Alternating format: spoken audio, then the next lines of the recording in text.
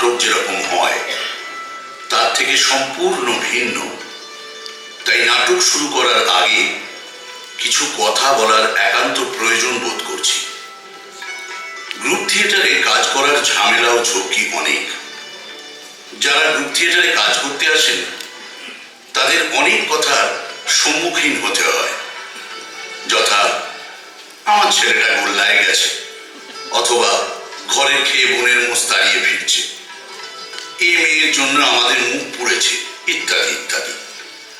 অভিভাবকদের এইসব ব্যঙ্গ ও বিদ্রুপ গায়ে শোয়ে নতুন প্রজন্মের অভিনেতা অভিনেত্রীরা মনে মনে দৃঢ় সংকল্প ও প্রতিজ্ঞা নিয়ে মহড়া কক্ষে ফিরে ফিরে আসেন এবং এই সব কটু মন্তব্যের নীরব শ্রোতা হয়ে তার যোগ্য উত্তর দেওয়ার জন্য খুব ধীর পদক্ষেপে প্রস্তুত হতে থাকেন।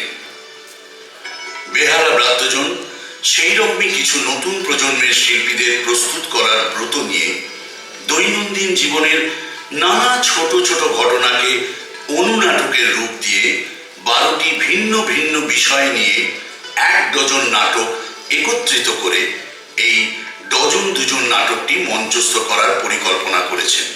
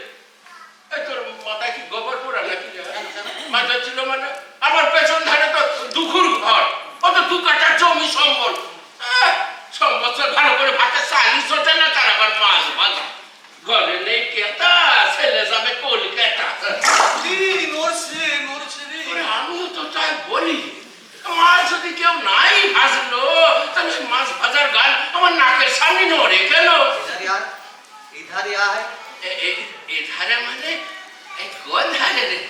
এই পূব ধারে নাকি রে? পূব ধারে? দুর বেটা, পূব ধারে তো দুলির ঘর। ও তো বেদবা, ও মাছ খেতে যাবে কেন? দেখেছো বুড়োর হুঁশ জ্ঞান দেখেছো? শালা 93 বছরের ব্রিটিশ মাল, কি মেমারি। মেমারি?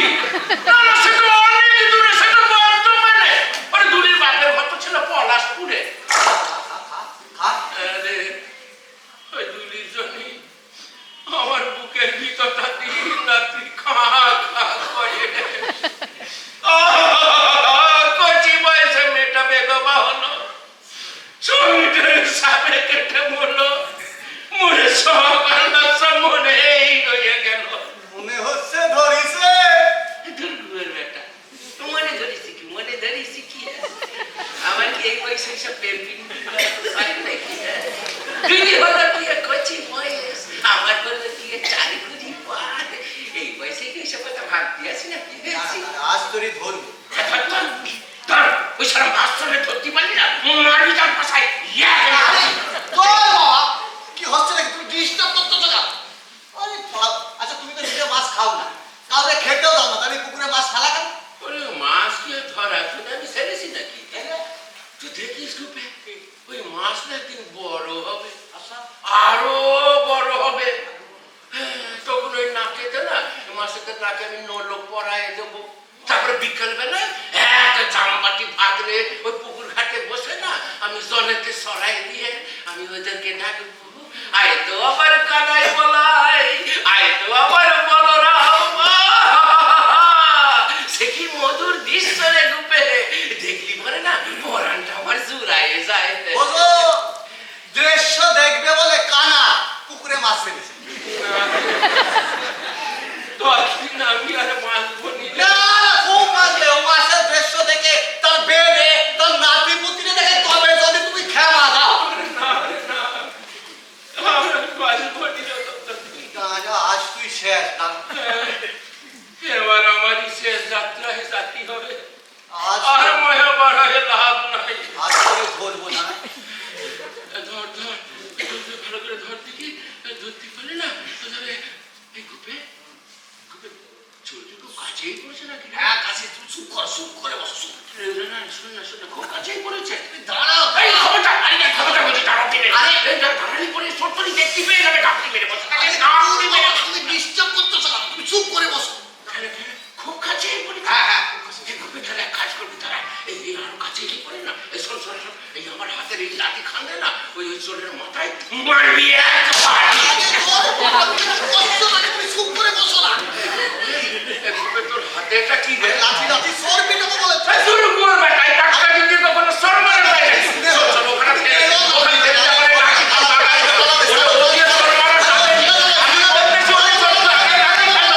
ওকে হবে না, আমি বলতেছি ওদিকে সর মারা যাবে। আমার বলতে বলে সর, আমি বলতেছি তোর বুড়ো কি হলো রে কুপে? এই সবটা কি পলায় গেল নাকি? না, তোমার জন্য জামাই সেজে বসে থাকবে। আজও ধরতে পারলি না? ধরতেই তো গেছিলাম, তুমি ধরতে দিলে না। তা যাক, যা হয়েছে তা বেশ হয়েছে। ও শোনে তুই আজ নয় তো কাল ধরবি। আরে চোর বলে কি ও মানুষ নয়? আরে ও তো কেসটার ফিস।